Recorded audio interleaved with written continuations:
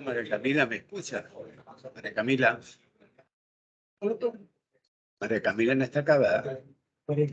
Lo opera. Hola. Hola. ¿Me escucha, María Camila?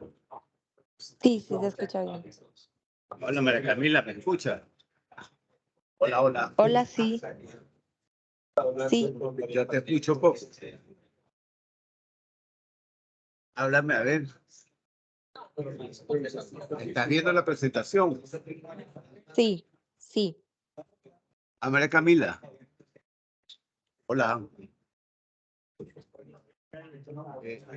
¿Estás viendo la presentación, María Camila? Ok, perfecto. Dale. De todas maneras está quedando grabada, ¿viste?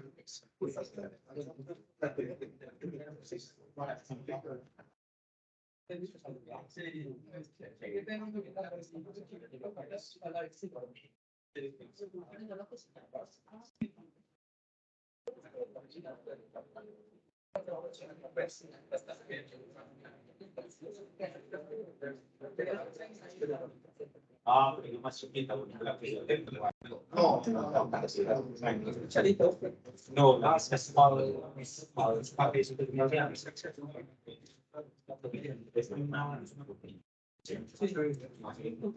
Bueno, vamos a dar inicio.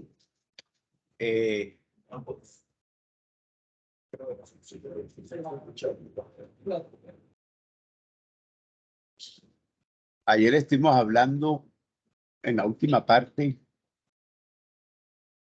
de un esquema de no supervisado distinto yo lo voy a llamar así, a los clásicos esquemas de aprendizaje que son basados en una noción de distancia para hallar la similitud. Aquí, el concepto que se estudió era más basado ¿en qué? En densidad. Los métodos clásicos son basados en la noción de distancia, pero para ciertos problemas esos esquemas no sirven. Incluso las métricas no sirven. Eso implica que hay que trabajar con otras técnicas que son basadas en otros criterios. Entonces, lo basado en densidad parte del principio de que a mí me interesa agrupar los datos que están muy cercanos. Muy cercanos, pero tratando de construir regiones de datos donde entre ellos están muy cercanos. Eso puede implicar que los extremos no, pero la región como un todo sí. Y eso permite crear, como el criterio ahí es de regiones densas, porque ese es realmente el criterio. Eso permite, pues, agrupar datos de manera muy variable. ¿Ok? Gustavo. Dale, Andrés. Pues, digamos que vos lo mostrabas ayer con unos ejemplos gráficos pues, que son pues, en mi plano, pero normalmente pues uno tiene datos que son multivariables pues y están en un hiperplano y pues eso de ver la forma pues no es como tan directo. Lo normal sería entonces uno empezar por un clustering basado en distancia y mirar las métricas y si no da entonces pasar a uno por densidad. ¿O hay algún criterio ya de base que uno diga, no, lo mejor es trabajar por densidad este tipo de datos? O básicamente es pues, prueba de error. Sí, fíjate, las técnicas basadas en distancia son las más sencillas. Lo primero es que cuando yo uso técnicas basadas en distancia, las métricas que debo usar son tipo índice silueta, cohesión y demás. Cuando yo uso técnicas basadas en densidad, las métricas son más tipo Kanatsky, o David Goulding, es decir, que son métricas distintas. Lo ideal, como dices tú, es que uno pudiera tener una idea del comportamiento, llamémoslo así, geométrico de los datos, porque eso indudablemente que a uno le diría para dónde disparar. Pero ciertamente yo lo puedo tratar de ver bidimensional y tridimensionalmente, después no puedo hacer. Ahora, ese comportamiento de los datos, porque finalmente, si ustedes se dan cuenta, lo que vimos ayer en la última parte, esa noción de densidad tiene que ver mucho con que los datos se concentran en zonas, en áreas. Hay unos estudios teóricos que han tratado de asociar eso a comportamientos de la varianza, en las variables. Entonces, en esos comportamientos de las varianzas, en esos estudios teóricos, logran ver que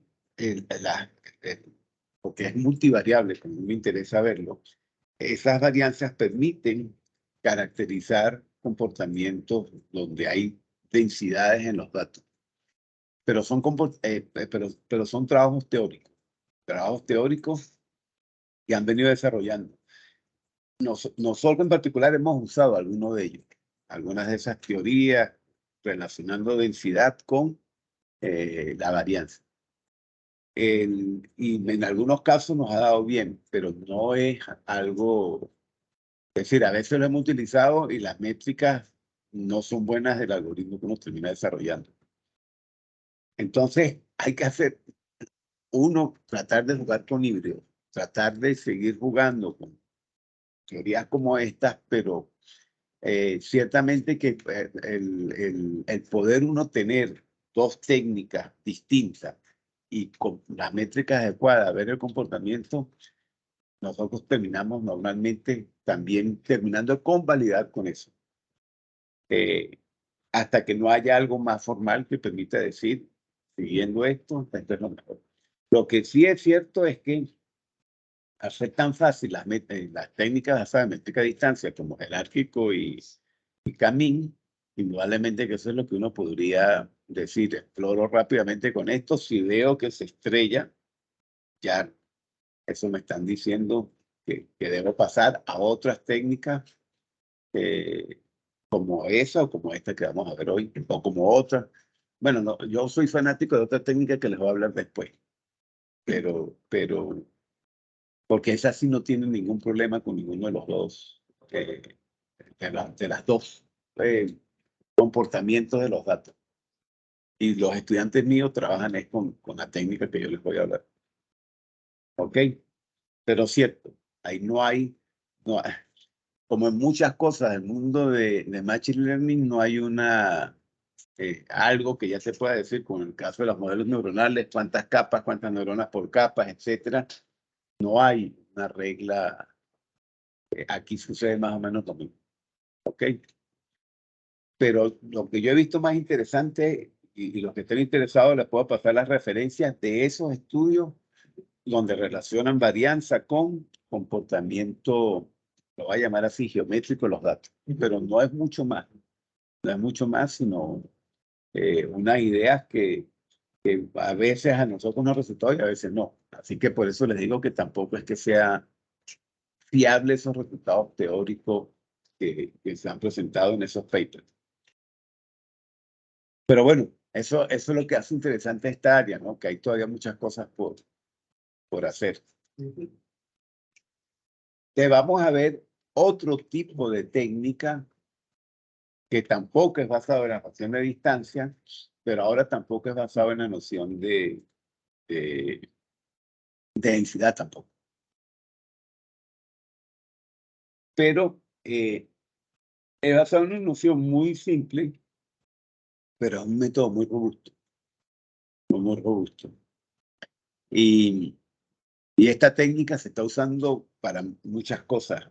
Yo lo voy a hablar solo para el caso de agrupamiento, pero, por ejemplo, para hacer estimaciones de de comportamiento que no tiene que ver con agrupación, también se está usando bastante. Trabajar, por ejemplo, con encuestas directas o indirectas y usar esto para después hacer estimaciones del comportamiento, por ejemplo, para el COVID, estimaciones de la tasa de fatalidad o de casos positivos, etcétera. Técnicas como estas son muy robustas para hacer esa estimación. Es decir, que no solamente, yo lo voy a hablar para casos de agrupamiento, pero se ha usado para otras áreas también. ¿Ok? Entonces, esta técnica en particular parte de la noción de que los datos tienen distribuciones que los caracterizan. Tienen una noción muy simple. Y todas las variables tienen un modelo de distribución que los caracteriza. Todas. Entonces, si yo parto de esa idea, y tengo los datos, yo puedo buscar el mejor modelo que se ajuste a mis datos. Y eso es lo que trata de hacer este modelo. ¿Ok? Entonces, la fase de entrenamiento consistiría en ¿qué? El conseguir el mejor modelo que se ajuste a los datos. Ahora, lo que es interesante es que ese modelo de ajuste de datos es un modelo de ajuste de datos que es específico al dato en sí. ¿A qué me refiero yo? El comportamiento de ese modelo es distinto para datos de un país a de otro país. Es decir, que si yo defino eso como clase, China o Colombia, en el caso este, el modelo de distribución de mis datos para el caso chino es distinto que para el caso colombiano o que para el caso alemán. O para, por ejemplo, si hablamos de la estatura, ¿cierto? Nada más hablar de esa variable para hacerlo mi variable. Entonces, la idea es jugar con eso. ¿Cómo yo puedo construir modelos que sean características de, de lo que voy a construir como grupo y que sean los datos los que logren determinar esos modelos grupales? Cuando digo modelos, son las distribuciones que van a tener esos grupos de datos. Y después lo mezclo en un solo modelo, porque finalmente, para yo después poderlo usar para datos nuevos, pues tengo que tenerlo en un único modelo. Entonces veamos un caso sencillo, una distribución normal, que es lo más sencillo. Yo ya en la distribución normal tengo dos parámetros. ¿Cuáles son los dos parámetros de la normal? La media y la varianza. De mi modelo de ajuste en este caso sería seguir la media y la varianza de mis datos. Eso sería. Eso sería. Por eso les digo, una idea bien sencilla, pero muy poderosa. ¿Qué sería seguir eso? Entonces yo voy a ir construyendo modelos para los grupos en función de en función de los datos y el comportamiento de estas dos variables. Entonces, todo el proceso consistiría, suponiendo que me estoy yendo en modelos de este tipo, a conseguir el conjunto de parámetros que me permitan hacer que ese modelo me siga a mis datos. Es decir, la media y la varianza. A hallar la media y la varianza que me permita eso. Ya vamos a ver cómo se hace eso. Ahora, lo otro es que como yo estoy hallando para varios grupos, entonces es un vector de parámetros, porque es la media y la varianza para todos los grupos que vaya yo identificando. Entonces, por eso hablamos de un vector de teta, porque es para el primer grupo, para el segundo grupo, para el tercer grupo, etc.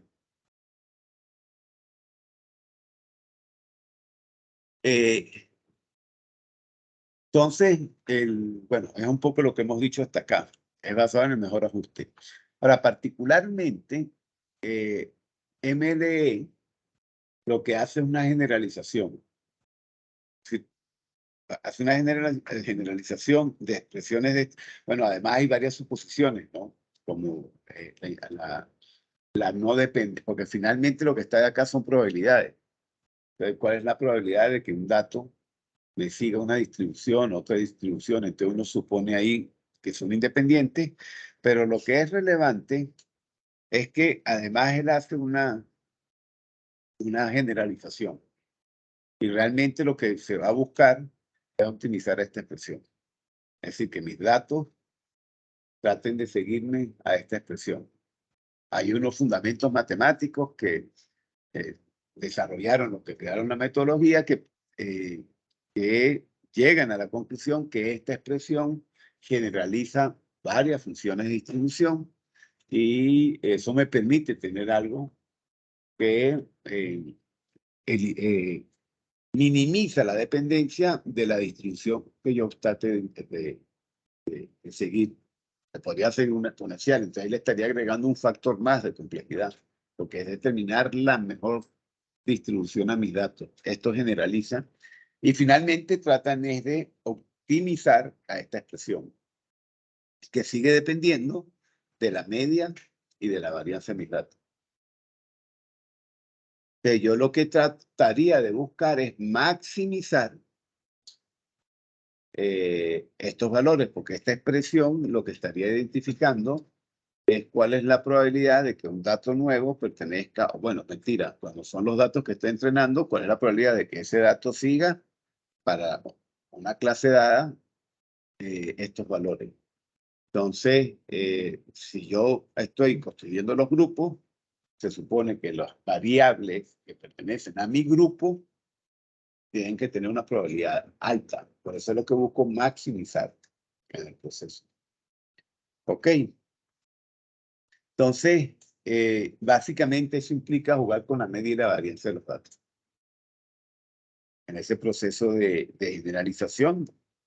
Y eso me permite trabajar con múltiples dimensiones, independizarme de la distribución específica que podría seguir cada variable y tener un modelo único general de optimización en el proceso de entrenamiento. ¿Ok? Entonces, al final, como lo que lo estoy haciendo es para diferentes grupos, él va a lograr tener una agregación de distribuciones que siguen el comportamiento de los diferentes grupos para lo que fue entrenado. Entonces, cuando me venga un nuevo dato, él va a poder determinar, según el comportamiento probabilístico de ese dato, a los dos grupos, bueno, en este caso porque hay dos grupos, a los diferentes grupos que haya, yo voy a poder estimar cuál es la probabilidad de que pertenezca uno al otro y así asignarlo al que tenga mayor probabilidad. Porque en el proceso de entrenamiento yo construyo esto que me permite después ser utilizado para nuevos datos.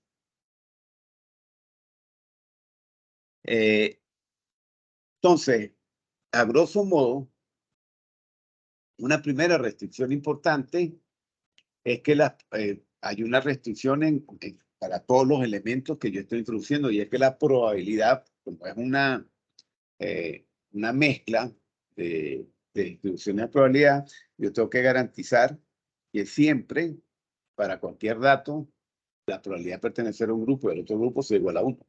Una regla de probabilidades, es una primera restricción. Entonces uno, en el proceso de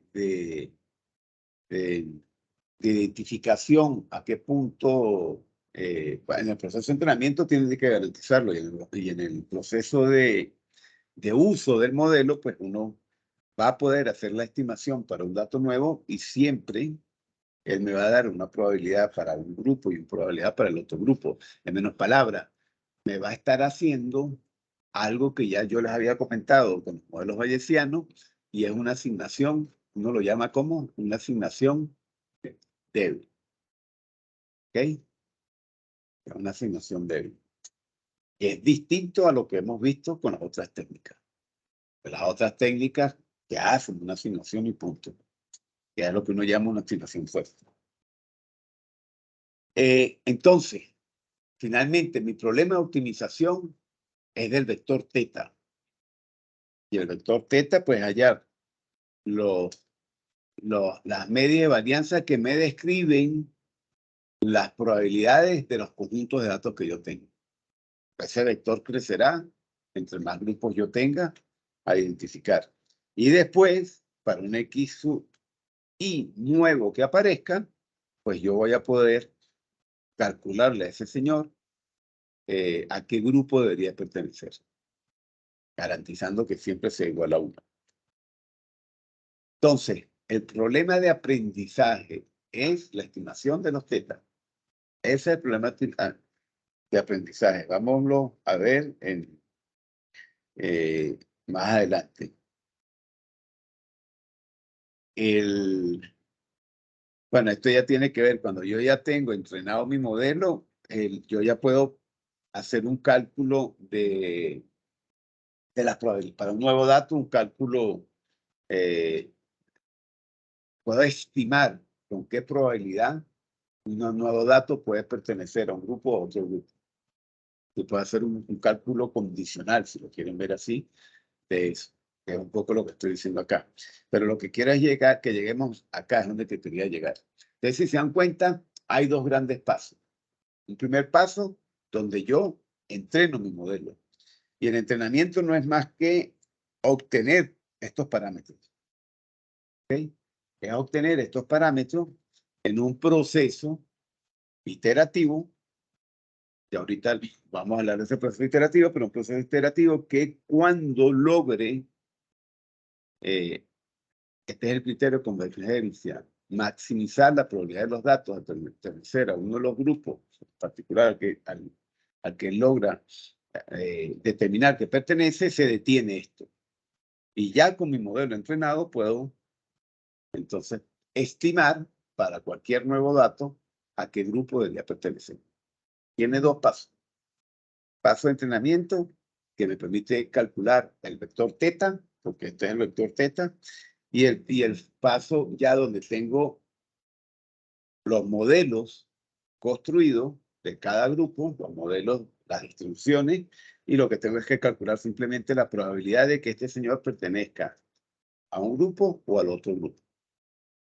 Para ese proceso de entrenamiento, acuérdense que el proceso de entrenamiento es hallar los valores óptimos de teta.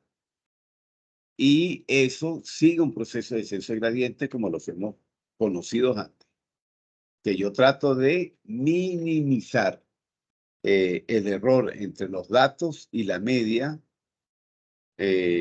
y que se siga también una varianza, sobre todo es la media, y lo hago iterativamente hasta que esto logra converger o tender este valor a 0. Entonces, en ese momento, yo he alcanzado el valor óptimo de los parámetros para los datos que estoy usando para entrenamiento. ¿Ok? Entonces, es un proceso de descenso gradiente que empieza a iterar con los datos para construir los parámetros de la función verosímil, porque es como si se llama esta función, la que sustituye a las distribuciones, de tal manera a que hay esos valores óptimos que me describen esa función logarítmica, que es la base del modelo verosímil. Entonces, pasa por un esquema de descenso gradiente como el que conocemos. ¿Ok? ¿Qué ventaja tienen esquemas como estos? Bueno, acuérdense, es una asignación suave como débil, como lo comentó Andrés. Pero lo otro que es interesante es que fíjense que el comportamiento de los datos es completamente independiente de suposiciones que yo haga. Que, por ejemplo, uno de los problemas que tiene Camin. Camin supone que todos los datos van a tener una varianza más o menos parecida, supone, por eso la idea de círculos para el problema de agrupamiento y la noción de distancia va bien con esto, en este caso no. Que es un poco lo que hace también la densidad, supone eso, y eso le permite, por ejemplo, reconocer sin problema cosas como esta, o cosas como esta, que en el caso de Camin, pues empieza, en el anterior no tanto, pero acá sí pasaría a tener ciertos problemas. Compite muy bien también con casos como el de, sobre todo con casos, casos como el densidad, pero casos como el densidad donde las formas no son tan, porque la ventaja de densidad es que puede seguir formas muy extrañas. Entonces, este mejora el comportamiento de Camin para ciertos comportamientos que con Camin no se podría. Entonces, la gran ventaja de este señor es que finalmente yo estoy construyendo una función general y variable para los datos que estoy construyendo. Y al igual que el que vimos anteriormente, no hace ningún tipo de suposición sobre el comportamiento de los datos, por eso es que me puede seguir cualquier tipo de datos. Entonces, cuando lo que es importante, camine es más fácil, pero camina es una suposición sobre el comportamiento de la varianza. Y por eso es que hay que ir a otros que construyen más bien características posibles en sus datos y con eso logran funcionar. Porque de densidad, para el caso de datos concéntricos, que es donde es bueno Camin, la densidad no se comporta mal, pero tiene un costo que es absurdo pagarlo si yo tengo este modelo. En este caso también hay un costo, porque acuérdense que aquí hay un proceso de descenso gradiente. Donde hay proceso de descenso gradiente, hay un costo. ¿Ok? Entonces aquí hay ese costo computacional. Pero al igual que antes, no parte suposiciones, lo cual me permite seguir más de cerca los cuartos. Como les comenté, este modelo sirve también para hacer estimaciones porque esta expresión, este valor que yo estoy hallando acá, es un estimador de un valor futuro. Entonces me permite hacer predicciones también. Es decir, que los ML también han sido han sido usados también como estimador. Pero de todas maneras, si hay un supuesto sobre los datos, y es que en este caso, por ejemplo, siguen una distribución normal. Pero No. realmente, acuérdense que esto es una generalización. Una generalización, perdón, esta no. Es una generalización porque esta también, hay desarrollos, esta no es directamente la distribución normal. Por ejemplo, esto también con ciertas modificaciones y suposiciones, también, por ejemplo, te sigue una distribución exponencial, etcétera. O sea, a lo que me refiero es que se trabaja con lo que permite generalizar varias distribuciones. Para no quedarme... Es estándar, sino que pueden ser cualquier otro. Claro, yo haciendo suposiciones sobre el comportamiento de la media de la varianza, me puede seguir varias distribuciones. Para evitar la dependencia de hacerlo sobre esta, porque en ese caso sí sería una normal lo que estoy suponiendo. Entonces, por eso es que se ha trabajado siempre con algo más general. Cierto que se han hecho extensiones aún sobre esta expresión para hacerla más general. Esta es la básica, la inicial. Pero en trabajos teóricos que se han venido haciendo sobre MLA, sobre esta expresión se ha seguido haciendo desarrollos para hacerla aún más general. Porque la idea es que no dependamos de una distribución, porque ciertamente que la distribución, si yo supusiera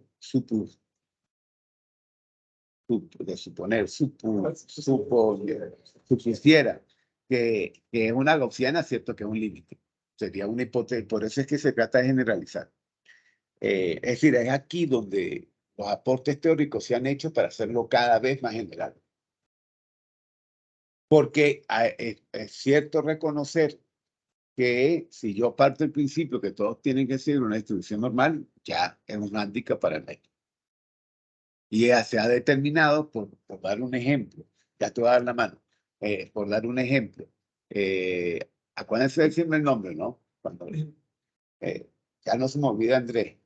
En todo caso, sí, porque me trajo desayuno, entonces ya dejó de ser la caña. Entonces, se me fue. No, sí, algo era la distribución, pero era no era de la ML. Bueno, pregúntame y después.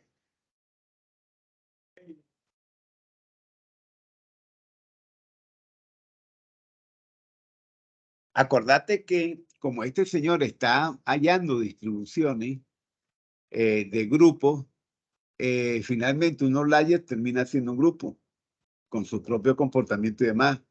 Y yo ahí lo puedo después determinar, es bueno, porque son grupos de un solo elemento, etcétera, que era muy parecido a lo que vimos con el caso, ayer con el caso de densidad, no, con el jerárquico. Cuando vimos con el jerárquico, no sé si era aglomerativo o divisorio, con alguno de ellos, que cuando uno lo iteraba, creo que era en el divisorio, que dijimos que yo sacaba el más extremo y después trataba de hacer que los cercanos a él se agregaran. Aquí es más o menos parecido. Yo tomo un dato que le tengo que calcular su medida y su varianza porque está muy lejos de los grupos que he creado y entonces al final me quedo solo, como era ese otro caso. Entonces eso ya me permitió, solo con muy pocos datos. Claro, esa interpretación de OutLayer, acuérdense que depende mucho de las aplicaciones, ¿no? Porque en aplicaciones de diagnóstico puede representar fallas poco comunes. Entonces, siempre, sobre todo con estos métodos, a uno le permite evaluar a qué corresponde. Si es un outlier o una falla poco común que yo no lo conocía, etcétera. Esa es la ventaja también de estos métodos, porque están trabajando con los datos directamente. Pero sí, logra hacer algo parecido a los métodos divisorios del caso de los jerárquicos. ¿Ok? Bueno, les decía que los MLL, las dos extensiones, es decir, en los trabajos en los que se hacen extensiones, análisis teóricos y demás, a este nivel, y también a nivel de este algoritmo. De este algoritmo también se ha trabajado en mejoras y demás para evitar óptimos locales, para acelerar el cálculo, generalizar el proceso. Entonces, sobre esto también se trabaja bastante de alguna manera. Bueno, entonces, eso a grosso modo el método ejemplo de los basados en modelos, no es el único. En este método de modelos, ¿cómo sabe uno cuántos grupos va a calcular? ¿O lo itera como va a calcular primero si No. es un solo grupo? Después el grupo? No, uno define cuando te están, como en el caso de los outliers, cuando te llega un dato y el dato, a pesar de que yo tengo la probabilidad de que sea una sumatoria, tiene que ser igual a 1. Entonces, él va a tratar de meterme en alguno de ellos. Pero en el momento que yo estoy construyendo los modelos, porque acuérdense que igual a 1 es en el momento que estoy ya tratando de identificar dónde voy a asignar un nuevo dato al grupo. Pero cuando estoy construyendo los modelos, acuérdense que ahí lo que tengo son medias y varianzas que voy calculando en línea, tiempo real, basado en el descenso de gradiente. Y como estoy jugando con los datos, esos datos que voy calculando para la obtención de la media y la varianza de los grupos pueden quedar, cuando me entre un nuevo dato, muy distantes al resto. Y eso me hace, el algoritmo lo que hace es determinar esa distancia para identificar si es un nuevo grupo o no. Entonces pasa a construir uno. Eso yo ahorita se lo voy a presentar con otro método. Eso le permite hacer un agrupamiento en línea. MLE permite hacer eso, igual que el que les voy a presentar. En este lo van a ver más natural, pero es un proceso que me permite que aparezcan nuevos grupos. Y en ese caso los outliers es un nuevo grupo. Lo mismo que hacen los divisorios. Que me dan, bueno, los divisorios no, porque toman los datos y los trata de reagrupar. Es más que grupo, sí, nuevo grupo también. ¿Ok? Pero ahorita con el ejemplo de lo que voy a, no de este, del siguiente, de Lambda, me recuerdan eso, lo de clustering online. Porque ahí lo vuelvo a retomar. Bueno, otro ejemplo de técnica que vamos a ver es una técnica que se llama CMIN. Este parte de que C es el número de clúster. Pero es el número de clúster. Pero un esquema también de asignación suave. Entonces ya eso lo hace más robusto que Camino. Parte igual de un vector de datos, con C las particiones, y él al final termina dando un vector de centroide. Entonces él realmente lo que construye es el vector de centroides de los grupos. ¿Ok? Ahora, ¿cómo hace para hacer eso? Él lo que indica es que cuando yo tengo datos, yo les puedo a los datos asignar un valor de membresía a un grupo. Entonces, si son 3 grupos, yo le voy a dar un valor de membresía a este grupo, a este grupo y a este grupo. Ojo, ese valor de membresía, si fuera basado en modelos difusos, no suma 1, porque no tiene nada que ver con probabilidad. Un poco para que lo tengan en cuenta, es decir, no es una restricción. Aquí lo que es importante es que yo voy identificando, fíjense aquí estoy, si yo viera, si esto es la secuencia de datos, fíjense que yo para este primer grupo de datos, estoy diciendo que su función de membresía es alta para el grupo de color rosado y después pasa a ser baja con algunos piquitos de vez en cuando para el resto del grupo.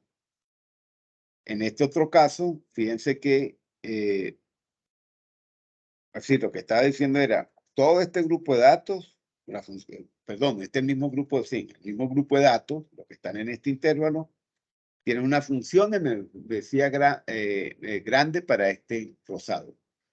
Mientras que este otro grupo de datos, fíjense que siempre es los mismos datos, ¿no? Tienen una función de membresía alta para el grupo verde y baja para el resto. Y así por el estilo. ¿Ok? Eso es un poco lo que buscan estos métodos, construir esas funciones de membresía. Pero para construir esas funciones de membresía, tiene que establecer dónde están los centroides de esos grupos. Entonces, este método juega con esas dos cosas. ¿Está claro un poco la idea? Entonces, básicamente, para la expresión que me permite calcular la función de membresía es esta. Y lo que me está indicando, para determinar para cada grupo, lo que me indica es cuál es la distancia mía al centroide de un grupo con respecto al resto del grupo. Y eso lo hago por grupo. Entonces ya tengo la función de membresía para cada uno de los grupos de un dato dado. ¿Ok? Repito.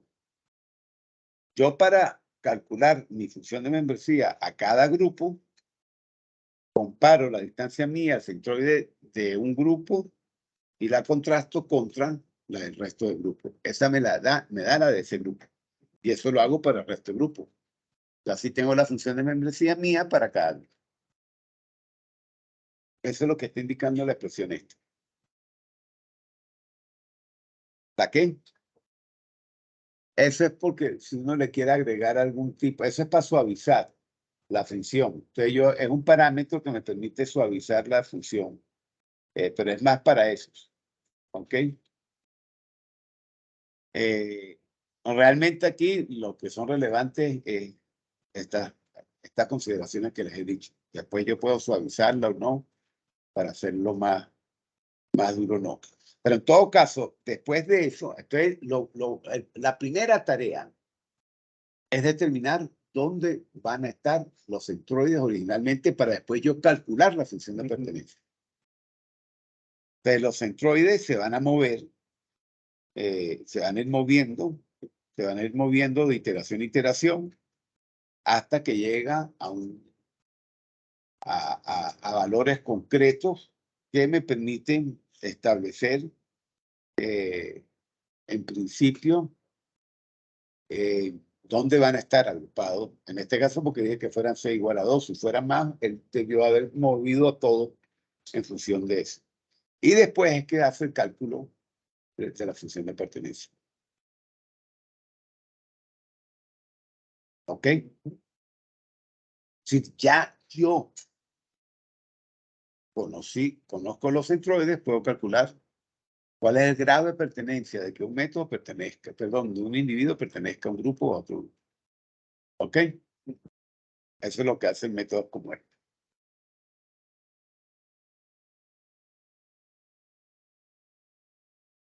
Y vamos a ver este otro, lambda. Lambda es un algoritmo que permite clasificar y agrupar, que permite aprendizaje en línea o fuera de línea. ¿Ok? Es decir, en línea es que me pueden llegar datos y él ahí va construyendo, o yo le doy un conjunto de datos y él hace la clasificación o agrupamiento o híbrido. ¿Ok? Entonces vamos a ver un poquito cómo funciona. Es basado en las características y analiza cada característica. Entonces, realmente lo que hace es un análisis por característica. Bueno, fíjense que el MLE también, de alguna manera, porque la distribución que hacía eran de las variables que caracterizaban a los... no hacía una función como hacen los de distancia tal para ver al individuo como un todo, sino que aquí se estudia cada descriptor. Cada descriptor tiene su propia vida. Entonces vamos a ver cómo él trabaja con eso. Lo primero que él hace es que, como trabaja a nivel de descriptores, todas las clases o grupos que ya existen tienen una función específica para cada descriptor. Entonces, cuando me viene un nuevo dato, ese dato tiene que ser validado a la luz de cada descriptor. Es decir, si me sigue a cada una de las distribuciones de los descriptores de cada clase. Y aquel que se parezca más es el que va a asignar. Y si no se parece a ninguno, genera una nueva clase o clúster. ¿Ok?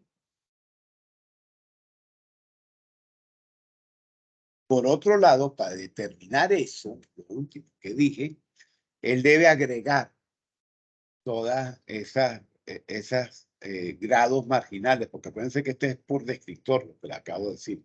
Pero yo para determinar si pertenezco a una clase o grupo, tengo que agregar todos los grados de pertenencia individuales a cada descriptor de cada clase, porque es la agregación de ellas lo que me va a determinar si yo voy a pertenecer a una clase o grupo dada, o si está apareciendo algo nuevo. Entonces, en resumidas cuentas, ¿qué he dicho?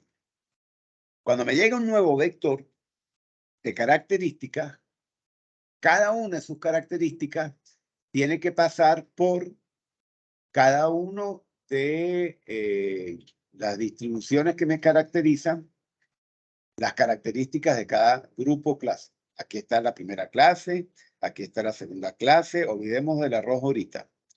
Entonces, él va a tratar de analizar por descriptor la semejanza de un del individuo, del descriptor del individuo contra la de la clase. Eso es lo que está haciendo Matt.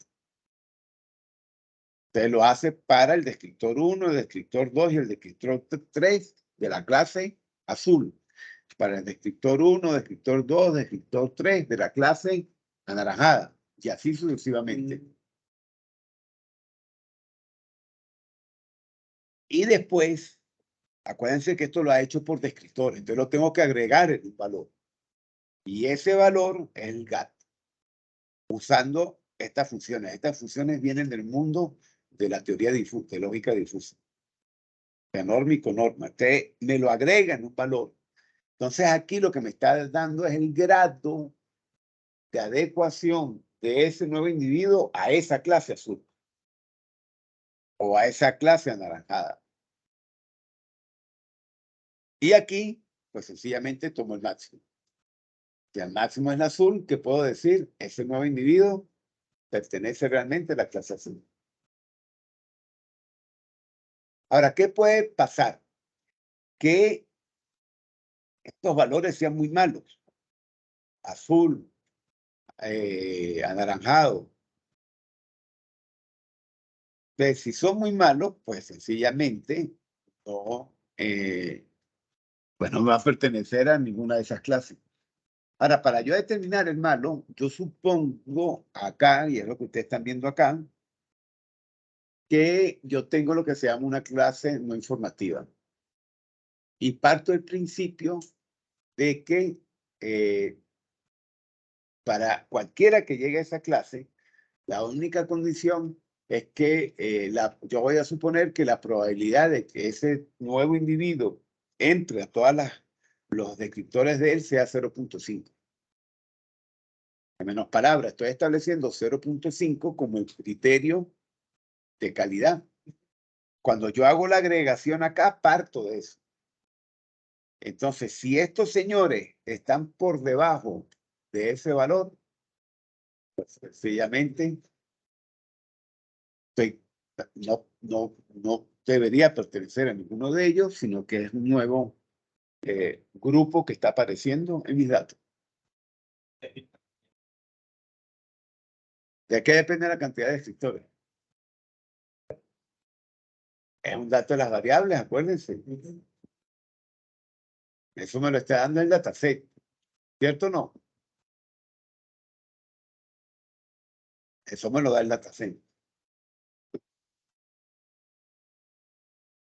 Entonces, el análisis del MAT, que es el descriptor para cada, es el descriptor de cada clase o grupo que estoy construyendo, básicamente, bueno, normalmente se normaliza, es un poco lo que quiero decir acá, sigue algunas de estas, todas estas expresiones sirven para describirlo.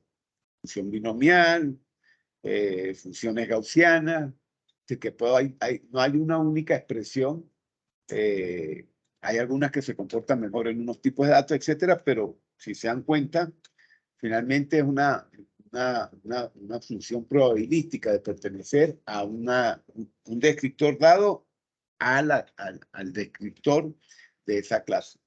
¿Ok? Eso es a grosso modo. Y la del NIC, pues partimos que en principio el grado de adecuación a él es 0.5 para todos los descriptores de ese NIC. ¿Ok? Porque acuérdense que esto, por ejemplo, cuando yo hallo una nueva clase, estoy usando, por ejemplo, la binomial, la media y la varianza va a ser del nuevo dato que estoy construyendo. Pero en la medida que estoy metiéndole nuevos datos a esa clase, esa media y varianza se va ¿qué? Ajustando. Es ahí donde se va adecuando a nuevos datos los clústeres, los clases que vaya construyendo. ¿Ok? El GAT, entonces, ¿qué es lo que hace? El GAT ahora lo que hace es agregar esos valores. Y lo hace básicamente usando también esta expresión matemática que sigue siendo una función que usa funciones que vienen del mundo de la lógica difusa. Me quedo con el mínimo, por ejemplo, el minimax, o el producto suma, etcétera. Lo importante es que el valor que sale de acá, el valor máximo, es el que me va a decir a qué índice a qué clase debe pertenecer. Y fíjense que aquí está apareciendo, pues está compitiendo esto que uno llama la clase no identificada.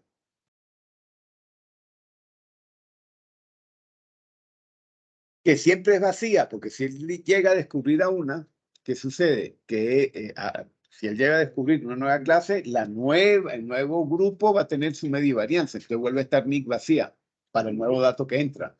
Es decir, que siempre va a estar vacía. ¿Ok? Bueno, entonces, a grosso modo, lo que hemos dicho, calculo el MAT, después calculo el GAT, y así voy. ¿Ve? Es un aprendizaje en línea porque lo puedo hacer para flujos de datos que van entrando y que van actualizando las medias varianzas de la función, por ejemplo, binomial de los descriptores, y al final yo tengo algo así. Fíjense que aquí tengo, por ejemplo, esta es el comportamiento de mi primer grupo. ¿Ok? Por ahorita olvídense de los símbolos estos que ven acá. Lo que me interesa es que vean, este es el primer grupo. ¿Qué es lo que me está diciendo? Este primer grupo, aquí va el comportamiento del primer descriptor, del segundo descriptor y del tercer descriptor. Cuando paso al segundo grupo, fíjense como ahora, esta es la distribución del descriptor azul para el segundo grupo, del descriptor morado para el segundo grupo, y después vemos acá cómo, bueno, el descriptor morado siguió más o menos igual, pero fíjense que ahora es el descriptor anaranjado que tiene un cambio drástico y así por el estilo. Así que si se dan cuenta, en cada uno de los grupos o clases, las distribuciones de cada uno de los descriptores es distinto. ¿Ok? Entonces, fíjense que tengo ya a nivel de explicabilidad, tengo ya el comportamiento de cada uno de sus descriptores para cada clase. Así que puedo describir por clase el comportamiento de los descriptores como elemento de base. Entonces, dentro de las técnicas de análisis de descriptores están las basadas en atributos, es decir, en las variables. Este la da directamente. Por eso es que es poderoso a nivel de análisis de explicabilidad. Ahora, hay problemas. Hay problemas, por ejemplo, acá puede estar enviando a NIC variables que a veces no son adecuadas, igual que acá. Entonces se han hecho mejoras a esta técnica. Por ejemplo, ya el NIC, fíjense que el NIC normalmente, este es el NIC acá, ¿no? Esto que ustedes ven acá. Entonces, normalmente ahora el NIC, en una de las mejoras, ya no se supone que es 0.5, sino que se estudia por clase. Entonces yo defino un NIC para esta clase, uno para esta clase y otro para esta clase. Eso me permite hacer un estudio más específico para ver si eventualmente un dato realmente no pertenece a ninguno de los grupos que ya conozco. Y, por ejemplo, en el caso de agrupamiento se le han añadido etapas de fusión, ¿cómo que se llama? De división y demás, porque a veces puede estar generando muchos grupos. Entonces, bueno, son mejoras que se le han ido haciendo a esta técnica. Ahora, esta técnica, otra cosa que permite es, fíjense que hemos definido una función de umbral para crear nuevas clases, que es 0.5, o indistintamente de las mejoras que ahora lo establecen, pues va a ser el valor que da según esas mejoras que se han hecho. Pero en principio, el GAT lo que me está indicando es a qué clase va a pertenecer, porque es el máximo, ¿se acuerdan? Yo podría definir un umbral a nivel del GAT y decir todos aquellos individuos, perdón, todas aquellas clases o grupos cuyo umbral de ese valor estén por arriba de el umbral de pertenencia, es una clase o grupo al cual le puedo asignar a este señor. Entonces, ¿qué estoy haciendo ahí con lo que he dicho? ¿Qué problema estoy resolviendo? ¿Perdón? Multiclase.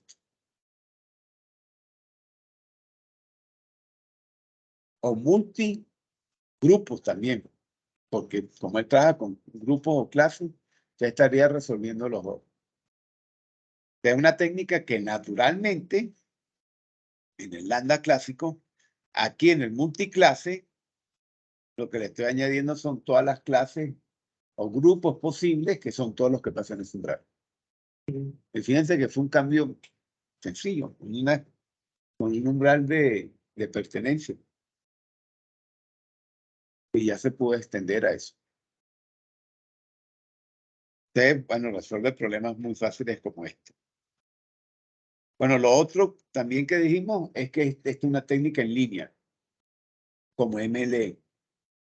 Entonces, al ser en línea, significa que el dato que va llegando o lo mete en alguna de las clases o grupos o crea uno nuevo. Y el flujo de datos va teniendo, flujo de datos que va estudiando. Entonces, uno puede estudiar el comportamiento semestral o lineal. Fíjense que algo interesante es que uno, como este señor, puede trabajar con datos, cualquier tipo de comportamiento, porque yo no estoy haciendo ninguna suposición del comportamiento de los datos. Uno calcula las dos métricas, la de silueta y la de Kanatsky, que es más del mundo de densidad, y la de silueta, que es más del mundo de distancia. Y uno puede hacer este tipo de estudios a nivel de los centroides. Es decir, algo muy importante en los algoritmos de agrupamiento es estudiar la evolución de los centroides. La evolución de los centroides significa cómo va cambiando el comportamiento grupal. Entonces, esto en muchos contextos es muy importante. Por ejemplo, para la pandemia era crucial estudiar el comportamiento de grupos de poblaciones. Entonces, estas técnicas permiten hacer estudios de ese tipo en el tiempo. ¿Ok? Los mecanismos de aprendizaje en línea, en este caso de agrupación en línea, ese estudio de los centroides, porque acuérdense que yo les he dicho que los centroides son, y finalmente es el patrón del comportamiento del grupo.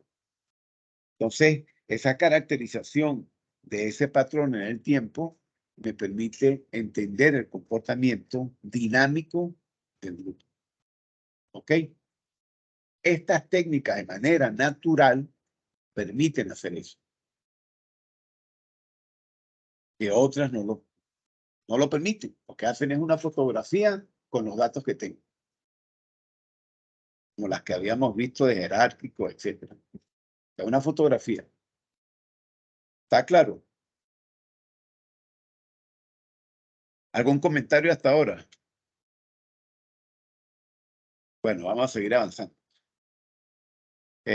Bueno, no, este es un ejemplo de cosas que uno puede interpretar de los centroides y demás. Porque aquí lo que es interesante es ver qué tipo de interpretaciones uno va a hacer con esos comportamientos dinámicos. ¿Ok? Bueno. Entonces, yo les comenté ayer a nivel de aprendizaje profundo que existen varios tipos de aprendizaje profundo y se han venido organizando por áreas. CNN, RNN, las redes neuronales recurrentes, algunos las asocian también en Deep Learning supervisado. Bueno, de hecho, ahí es donde entra Transformer. Transformer está por acá. Porque Transformer lo que hace es combinar varios LSTM, y con esos LSTM pues hace codificaciones y decodificaciones, por ejemplo, para traducir. Eso es lo que está en gran parte en ChatGPT, hace combinaciones de estas cosas, ¿ok? Mezcla otras cosas, pero detrás tiene Transformer, que son combinaciones del STM. Y en el mundo no supervisado,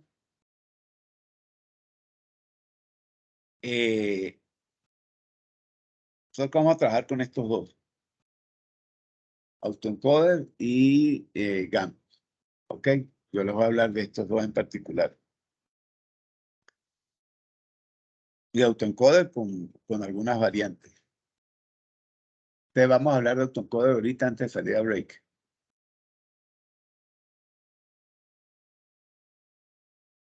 Entonces, fíjense, los autoencoders, las redes neuronales artificiales clásicas, antes de los autoencoders ahora se han puesto en moda, pero ya desde hace tiempo se venían usando como un esquema para codificar información. Porque si ustedes se dan cuenta, al yo tener redes multicapas, en la medida que yo voy metiéndole capas, ¿qué va sucediendo? Se va codificando la información. Si yo tomo una capa dada y aquí hay como una codificación de la entrada, paso a la otra capa y es una nueva codificación que yo he hecho y así por el estilo. ¿Sí o no? Que no se puede entender ni interpretar es otra cosa, pero son codificaciones que voy haciendo a partir de las funciones que voy aplicando. Esta es una idea que se retoma con autoencoder. Pero particularmente, la organización del autoencoder me indica que lo que yo quiero en la entrada es lo mismo que quiero a la salida. Eso es lo primero. Por eso es que no supervisado, porque es lo que hace un proceso de automemoria. Si estoy memorizando, lo mismo en la entrada es a la salida. Pero lo que estoy añadiéndole, lo que estoy aquí jugando es una capa media que trata de representar esa codificación de la información que estoy generando. Entonces, las redes neuronales tradicionales ya habían sido usado esto para tareas, por ejemplo, ahora se me olvidó el nombre, en seguridad, ¿cómo es que se llama? Cuando uno codifica la información y la envía a encriptar para encriptamiento, correcto, para encriptar información. ¿Por qué? Porque fíjense que esta neurona, yo aquí le meto, pongan aquí imagen, cualquier información que yo quiera transmitir. Fíjense que el objetivo acá es que lo que yo tengo en la entrada se pueda reproducir en la salida, porque sea una autonomía. ¿Okay? Pero yo tengo aquí una capa que me está codificando esta entrada. Está comprimiendo, me está explicando lo que yo quiero. Cualquiera de esas tareas. Y después tienen el reproduce de nuevo la salida. Ustedes fíjense, si yo separo, yo entreno mi modelo así, con esta configuración. Llega aquí a una capa intermedia, codicida, supongamos que lo que tiene son 3 capas, una capa de entrada, una capa intermedia y una salida. Esta intermedia, yo la decimos con cierta longitud, ya sea para comprimir o ya sea para incitar, y la entreno. Después que la entreno, ¿qué puedo hacer? Yo puedo agarrar esta parte y la pongo en el sitio A y esta parte en el sitio B. Produzco los datos, se supone que es algo que he entrenado, me va a generar esto, encriptado o comprimido. Este es lo que viaja por mi red. Lo toma el otro pedazo que está entrenado, que lo tengo en el sitio B. Esa es su entrada. ¿Qué va a hacer? La salida. ¿Sí o no? Bueno, eso lo venimos haciendo desde hace unos 15 años, por lo menos. Eso que le estoy diciendo. Y esa es la base del autoencoder para imagen. Ojo, en ese caso no podemos viajar nada, ¿no? Pero digo, el uso original de redes aleatorias era el tema de información y poniendo a viajar que un hacker me lo toma, si no pierde esa otra parte no va a hacer nada, no va a entender. ¿Por qué? Porque eran valores de neurona, porque estos son neuronas. Valores de neurona que por dónde los va a pasar. ¿Ah? No, se tendría que haber robado esto. Porque si el hacker toma esto, no lo va a poder reproducir. Es esto, se queda mal. Pero si no sabe la distribución de las imágenes, no puede hacer un ataque para tratar de hacer un modelo nuevo que trate de maximizar la probabilidad de distribución. Pues, digamos que Oh, yo no estoy, lo que yo estoy comentando, todavía no estoy hablando de imágenes, estoy hablando de sí, no, pero lo sí, personal. O sea, si el hacker supiera la distribución de los datos originales, no podría o sea, hay que construir. acordarte algo, que en un modelo, porque esto, ojo, esto es una red autoorganizada, que el comportamiento de estos señores no es más que un comportamiento de instrucciones de software.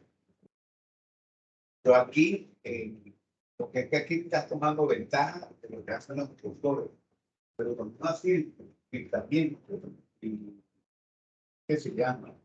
Y mi compresión realmente uno, ahí no llegaba a la discusión, ya vamos a hablar de eso. Por decir, pero en otro caso, eran neuronas, valores de las neuronas, productos de suma, resta que uno iba haciendo acá, que son las operaciones que pasan. No sé realmente X no necesitaba la instrucción, que es una de las cosas que hace el motor. Pero en los modelos originales no era eso. No eran más que unas neuronas que aparecían acá como producto de deseo de comprimir, por ejemplo. Si yo tenía aquí una entrada de neurona, lo estoy reduciendo aquí a 10 neuronas. ¿Okay? Y con estas 10 le podría a este proceso. Y usted no tiene una representación de algo. El hacker pues en ese momento no estaría teniendo información de que puede estar acá. Eso va a ser válido para pero en este caso no tiene esa noción. En este caso el hacker sería ya que conocer esta parte. ¿Qué es lo que es pesado? Que yo tendría que estar construyendo estos modelos, todo aquello que yo quisiera, lo que va a ser viable, que así, usar técnicas de compresión y de entrenamiento para. Pero y además la realidad no vale tan igual que la entrada, y esto puede tener algunas diferencias. O algo que sería por Hay una noción de pérdida, pero normalmente será relativamente buena. Para casos clásicos de compresión y entrenamiento, realmente era más poco preguntado. Cierto que hay un tema de ruido, pero no parece. Y eso con todo lo trabajo. Pero lo que quiero, el mensaje aquí que estoy dando es que ya esto desde hace tiempo se viene trabajando. Esos tipos de uso de las redes neuronales multicapa particularmente para comprimir y para indicar información. ¿Okay? Ahora, el autoencoder ha introducido algunas cosas. Y es esa noción de latencia que aparece acá. Es una representación en el espacio de latencia. Es el significado que se le va a dar a lo que está acá. ¿Okay? Y ahí sí van a aparecer cosas como las que tú comentabas.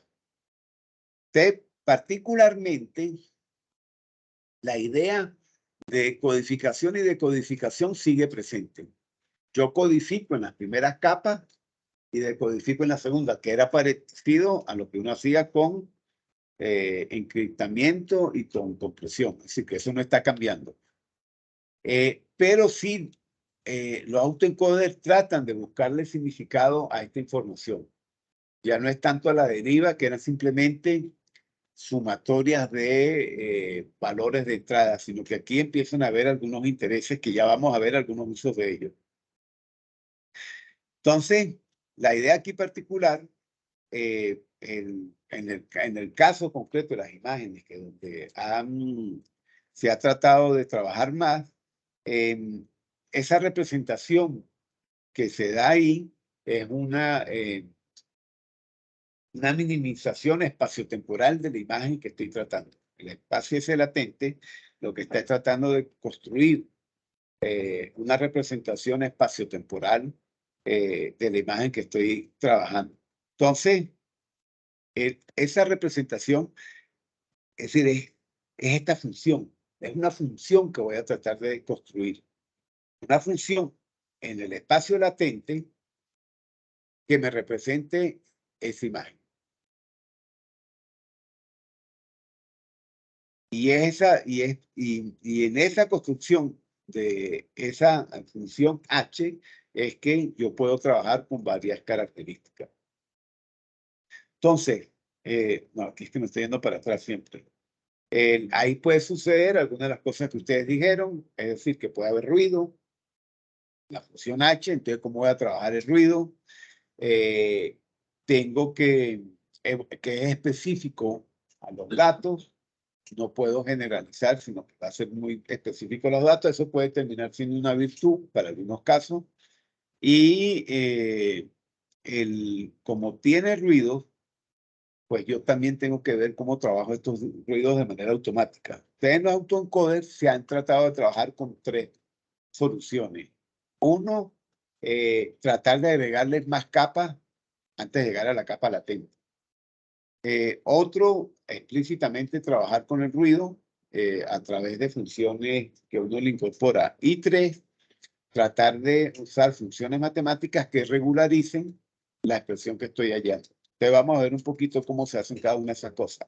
Y esas son las versiones nuevas que han sucedido de autoencoder. O sea, los autoencoders, cuando uno le ha venido haciendo estos cambios, aparecen las nuevas de autoencoder, variantes de autoencoder que han venido apareciendo para mejorar estas cosas. Entonces, fíjense, el objetivo acá es hallar una expresión matemática acá que me permita reproducir mi salida. Entonces, esa expresión matemática debe representar las características de lo que estoy introduciendo. Ese es el objetivo. Entonces, la idea es que él se quede eventualmente con las características más importantes para poder reproducir la salida. Por eso es que eventualmente no tiene que ser una salida perfecta, como comentaban ustedes, porque la idea es que yo me quede con aquellas características más importantes, es decir, que voy a permitir algún tipo de ruido, pero quiero minimizarlo. Entonces, para esto, en la capa de cuello de botella ha hecho varias cosas. Uno, optimizar la dimensión de la capa latente. Es decir, cuántas neuronas yo debo tener en la capa latente. Y eso va a depender del juego de datos de entrada. Que no es lo mismo, al principio se suponían tamaños fijos de la capa latente, eso depende, por ejemplo, si, las imágenes, de qué tipo de imagen estoy tratando. Entonces, es una primera variable. Lo segundo es incorporar más capas. Es decir, antes de llegar a la capa latente, agregarle capas intermedias. Y las capas intermedias lo que están es tratando de hallar, porque finalmente una capa intermedia me está agregando no linealidad a lo que estoy tratando de reconocer. Entonces, es también un tema optimizar. ¿Cuánta no linealidad le quiero agregar a lo que estoy tratando de reconocer? Eso es lo que va a hacer depender de cuántas capas intermedias antes de llegar a la capa latente voy a agregar. Y eso además es agregado por un tercer elemento, y es que yo, después que hallo una primera versión de la capa latente, paso a una segunda fase en la cual vuelvo a reentrenar a mi red, pero ahora partida en 2 pedazos. Una donde tengo la parte de codificación y otra donde tengo la parte de decodificación. Te vuelvo y repito, construyo un primer modelo con el espacio latente como objetivo, y ya con esto paso a una segunda fase donde reentreno a mi modelo, pero ahora reentreno por aparte la parte de codificación y por la parte de decodificación para terminar de pulir estos dos componentes. Porque acuérdense que les he agregado capas intermedias. Entonces, eso termina de afinarme estos dos componentes en cada uno de los lados. Entonces, eso es lo que se ha hecho a nivel de cómo mejorar la construcción de las capas que constituyen el modelo. Lo otro también es que yo le puedo agregar el tema de las capas. Cuando uno habla del tema de las capas, yo les puedo agregar muchas capas. Y es ahí donde esa idea de DIT aparece, que le agrego bastantes capas y además de tamaños variables. Entonces, ese número de capas que voy agregando, yo puedo jugar. Fíjense que aquí hago una reducción, pero aquí puedo tener, puedo amplificar y después ir disminuyendo. Es decir, que yo puedo, en ese proceso de aprendizaje profundo, no necesariamente tengo que ir por un enfoque donde voy a ir reduciendo el número de neuronas, sino que puedo tener tamaños variables en ese proceso de ajuste de mi modelo. Entonces, es algo que me va a permitir, según las imágenes, eventualmente mejorar. Fíjense que aquí está un autoencoder clásico que no tiene capas intermedias y cuando yo le voy agregando estas variaciones de capas, incluso a nivel de neuronas, pues me logra seguir mejor los modelos iniciales. Bueno, lo otro también que les había dicho era el problema de ruido, que el autoencoder clásico genera ruido a la salida en particular. Y la idea es minimizar ese ruido a la salida. Y normalmente lo que se hace para eso es que cuando uno lo entrena, uno le introduce ruido aleatoriamente. Pero en el proceso de aprendizaje, en los datos que uno le está introduciendo, uno le va metiendo ruido aleatorio y entonces cuando él se entrena, se está entrenando también con ese ruido para hacerlo tolerante al ruido. Básicamente eso es lo que uno está haciendo. Entonces, claro, yo le estoy introduciendo, fíjense que acá el ruido lo estoy introduciendo a la función de latencia. Es decir, acuérdense que la función de latencia es lo que yo construyo. Entonces, se lo introduzco para que a la hora de reproducir, es decir, el decoder es el que está teniendo el ruido introducido para que pueda después reconocerlo a la hora de autogenerar lo que estaba construyendo inicialmente. ¿Ok? Y finalmente, bueno, este sigue siendo con el ruido. Pero le voy metiendo ese ruido que le permite él después reproducir la salida. Pero lo otro también es que el autoencoder, como todos los modelos de aprendizaje profundo, te activan ciertas neuronas para ciertas entradas. Si yo no activo todas las neuronas, ¿se acuerdan que eso lo vimos para el caso del gato y el perro, que eran ciertas neuronas? Bueno, el autoencoder es lo mismo. Yo lo activo para ciertos datos de entrada, como cuando veíamos encriptamiento, estoy encriptando varias imágenes. Entonces van a ser varias neuronas que se estarían activando y otras que no. Entonces, una manera de regularizar esto es también trabajar con la función de activación. De tal manera que la función de activación yo le introduzca ciertas penalizaciones a las neuronas cuando se están activando en casos que no se deberían activar. Entonces, el algoritmo en estas extensiones que se han desarrollado van como estableciendo en las capas intermedias las categorías en las cuales las neuronas se deberían de activar y en las que no se deberían de activar. Y en el proceso de aprendizaje introduce esa penalización de tal manera a garantizar que cuando esté entrenado el modelo solamente se activen aquellas neuronas que deberían estar activas ya después del proceso de aprendizaje.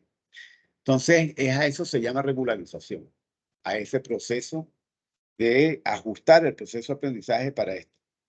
Entonces, eso permite, pues, un montón de aplicaciones para el autoencoder. Por ejemplo, en el ámbito de procesamiento de texto en general,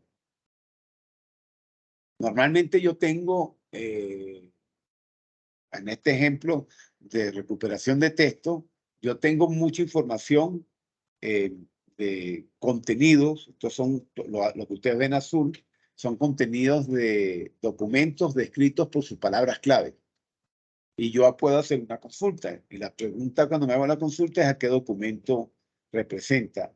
Finalmente, esto, si se dan cuenta, sería el punto que me representa cada documento. Acuérdense que yo les decía ayer que esta representación era un poco con la idea, ¿se acuerdan del coseno?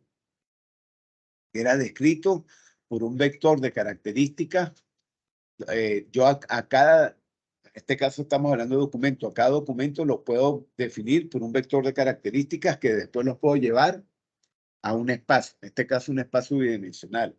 Por ejemplo, basado en este caso, en 2 palabras clave. Entonces, cada documento es descrito por 2 palabras clave. Entonces, donde aparezcan estas 2 palabras clave en estos 2 ejes, es donde va a estar apareciendo él. ¿Ok? Entonces, cuando llega una consulta, pues igual, lo tengo que ubicar en ese espacio dimensional.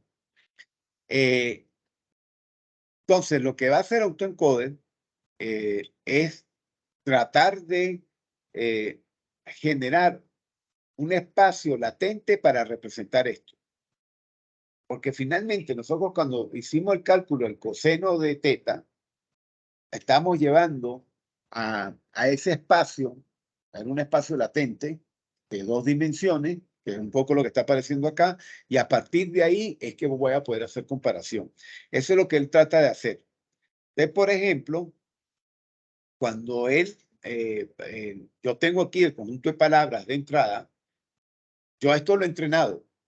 Y lo he entrenado para que aquí queden codificados en esas 2 dimensiones todos los posibles documentos que he aprendido.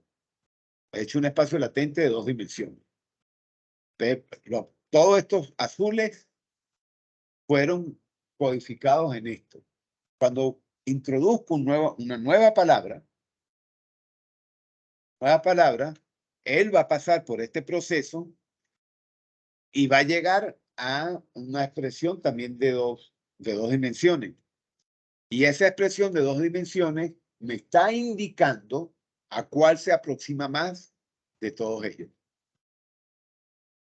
Acuérdense que este modelo fue entrenado tipo automemoria. Es decir, que cuando yo lo entrené, yo le metí el primer documento acá y me iba a salir por allá el primer documento. Es decir, que este espacio latente me está, acuérdense.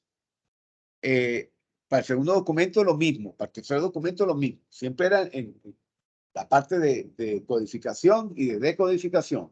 Entonces, después que está entrenado, es que yo le meto lo nuevo que quiero conocer y ya con esto, este es mi espacio latente, que era lo mismo que hacíamos antes con el otro señor, con lo del coseno de teta, que yo lo supuse en 2 dimensiones, aquí también, pero ahora explícitamente lo hago a través de las 2 neuronas que están tratando de traducirme esta información. Es decir, que de alguna manera estoy pudiendo generar esquemas parecidos a lo que uno hacía con una técnica que se llamaba LSA antes. Autoencoder me lo hace automáticamente. ¿Y yo cómo puedo garantizar que el espacio latente sí tenga una geometría en la que se pueda hacer comparaciones? ¿O eso lo da la arquitectura de la red? ¿O hay que ponerse una restricción? No, esto uno lo define. Pero entonces, Y ojo, es algo que también yo trato de optimizar, porque acuérdense que esto es automemoria. Entonces yo lo pongo a entrenar. Entonces yo voy a ver si con 2 dimensiones mi espacio latente logra autogenerarme bien la salida. Si no, ¿qué debería hacer? ¿A variar qué? Correcto. Es decir, aumentar mi espacio latente. Eso es parte del proceso de entrenamiento. ¿Ok? Aquí lo pongo en 2 dimensiones para que se vea más fácil. Pero el espacio puede ser cualquier dimensión. Ya es parte de ese proceso de transformación. Sí, lo que digo, lo interesante de esto es que Autoencoder hace algo que antes yo no tenía que irme a técnicas como LCA y demás. Y solo usando la primera parte, no necesito lo otro, sino que aquí ya tengo ese espacio latente construido. ¿Ok?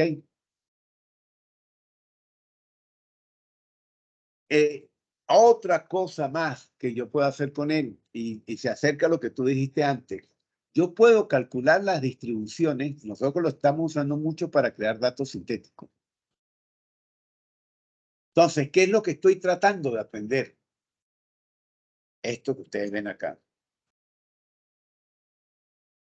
Estoy aprendiendo son distribuciones para que me sigan datos. Y con esas distribuciones después construyo datos sintéticos. Entonces, el autoencoder variacional lo que hace es construir esas expresiones matemáticas de los datos de entrada. Y yo ya después esto puedo usarlos para reproducir los datos en cualquier ámbito. ¿Ok? Bueno, eso implica pues que se esté utilizando para muchas aplicaciones. En imágenes se está utilizando bastante, pero en general, ya les digo, para datos sintéticos es otra área donde empiezan a haber muchos usos por esa capacidad. Acuérdense, la función latente me permite hacer muchas cosas. Entonces, todo aquello que ustedes imaginen, yo construir una función latente, porque realmente eso es lo que estoy haciendo, construir una función y la estoy garantizando porque es un proceso de automemoria. Mi salida debe seguir la entrada. Entonces, esa función que estoy construyendo ahí, después me la puedo llevar para aplicarla aquí en los ejemplos de recuperación de texto y de funciones de distribuciones son ejemplos, pero imagínense otras muchas más aplicaciones que podrían tener. Porque esa función es una representación de mis datos de entrada. ¿Ok? Bueno, el último comentario, nos vamos a break. El aprendizaje semisupervisado, porque se los escuché a algunos ayer. ¿Qué significa aprendizaje semisupervisado? Eso lo escuché. ¿Qué significa?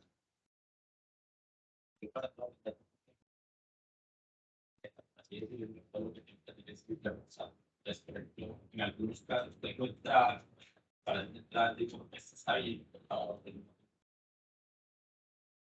Sí, los datos, la idea es esa. Es decir, que yo tengo datos etiquetados y no etiquetados. Y yo tengo que tener algoritmos que me traten esos casos. ¿Cierto? Después tener datos etiquetados, como estos que tengo aquí abajo, y datos no etiquetados. Entonces, mi algoritmo debe ser capaz de tratar esos datos. ¿Y tratar qué significa? Eventualmente clasificarlos, eventualmente crear nuevos grupos. ¿Cierto? Eso es lo que hablan los algoritmos semisupervisados. Trabajar con cualquier tipo de fuente de datos. Etiquetados o no etiquetados. Y ser capaz, si me llega este carro, si tengo etiquetado, lo va a reconocer, pero por ejemplo, si me llega este camión, que no tengo nada etiquetado, pues crearme un grupo para ese nuevo. Se puede responder a ambas situaciones.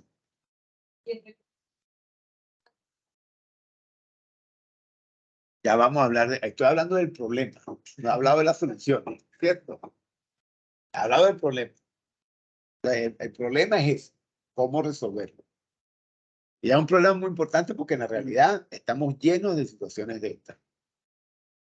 ¿Sí o no? Bueno, el primer comentario, tristemente no hay muchas soluciones para algoritmos supervisados, pero existen algunos algoritmos, es un tema de investigación. Hay algoritmos, pero ojo, no, por ejemplo, no van a conseguir, así como en el multietiquetado empiezan a haber algoritmos, así sean dándole la vuelta a algunos algoritmos, etcétera, que dan resultados no muy buenos, pero dan. Aquí es más ojoto, pero es el problema. El problema está claro. Las soluciones están en camino. Pero existen algunas. Yo les voy a comentar una sola en particular. ¿Ok? Lo que quiero es que se lleven el mensaje de que es un problema y que es un tema de investigación, de estudios, y hay ya algunas respuestas. Ya uno consigue en la literatura unos cuantos algoritmos semisupervisados. Lambda, por ejemplo, hay una versión Lambda que resuelve, yo no voy a hablar de Lambda, pero resuelve este problema. Porque como Lambda trabaja en clasificación y clustering, entonces puede ir mezclando los dos sin problema. Entonces, hay una versión de Lambda que ataca este, pero yo les voy a hablar aquí de otra. ¿Ok? Y es una que utiliza KNN y Camino.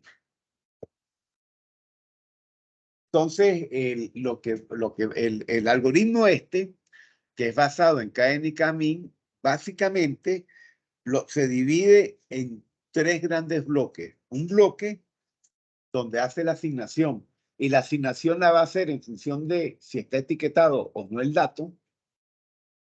Y después de eso, de que ha hecho todas las asignaciones, él puede decidir si dividir o mezclar lo que ha venido consiguiendo. ¿Se acuerdan que vimos eso, dividir y mezclar?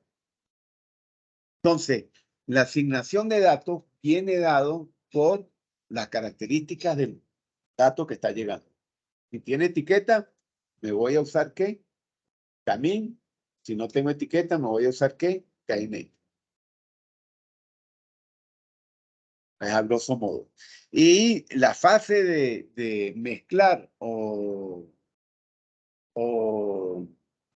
partir viene dada porque acuérdense que finalmente la asignación la está haciendo en función de el individuo, a la luz de lo que existe, clúster o clase. Eso es lo que estoy haciendo.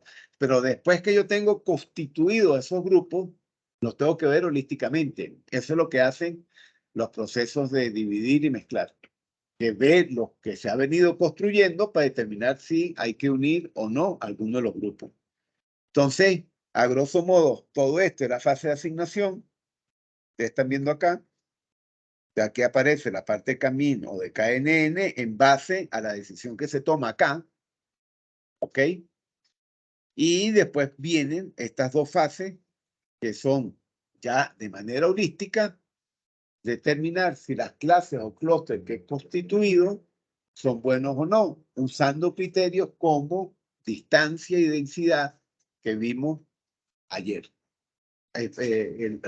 Las decisiones de dividir y migración, perdón, de dividir o mezclar, son basadas en criterios como los que vimos ayer. A grosso modo, son combinaciones de criterios. Aquí en este algoritmo hacen varias suposiciones en cuanto a esas variables y en función de eso saben si un clúster se tiene que unir a una clase o a otro clúster, si un clúster hay que dividirlo en dos nuevos subclústeres, etc.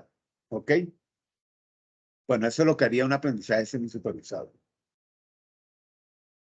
En este momentito, ¿qué es lo que son los statements y las definiciones? Los statements son esas condiciones que yo establezco. Claro, habría que ir al artículo. Son esas condiciones que le estoy diciendo. Cuando la densidad de... habría que ver cada uno de los statements, pero son esas afirmaciones que yo establezco para decidir que debo hacer una cosa o en otra. Entonces, por ejemplo, veamos uno ya que lo estás comentando, pero podemos ir a statement 8 y 9. Esas son dos condiciones que me establecen si debo dividir o no, como las que vimos antes. Es decir, si la distancia promedio a los centroides es mayor a la distancia promedio de la densidad, eso podría ser la 8. La 9, si la densidad de los datos que están en el punto que voy a cortar, si se cumplen esas dos, entonces hago tal cosa. Entonces, verdad que ahí no me di cuenta que no estaban, pero tiene que ver con eso, con esas condiciones. Y lo mismo va a suceder en este caso. Bueno, fíjense que aquí aparece mucho la 8, la 9, hay una definición 6, es decir, que es un conjunto de condiciones que se van estableciendo como las que les digo, para tomar esas decisiones, que están en el artículo original pero son esas, son como las que les comenté que estuvimos conversando ayer para decidir cuándo dividir o cuándo fusionar clases o grupos. ¿Ok? Eso es lo que hace este algoritmo. Bueno, vamos a hacer un break. Ah, bueno, aquí habla, ahí vuelvo a repasar con eso, ahí están. Sí, estas son ejemplos, mira, no sabía que estaban, aquí está. ¿Viste? Se mezclan, esos son los statements, se mezclan, tal cosa. Y cuando venga, van a ir todos a este link, ¿ok? Vayan al break.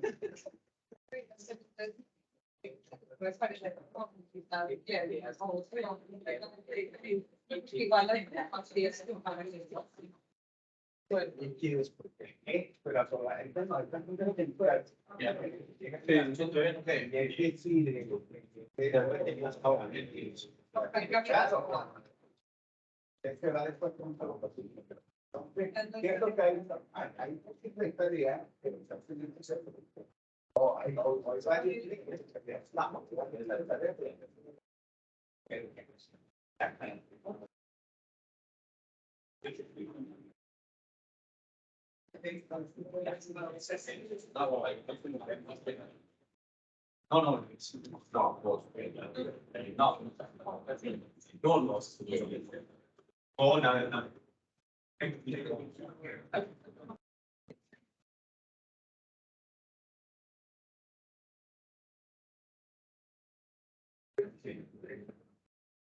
Cristian, ¿qué? ¿Cuál es la cuestión?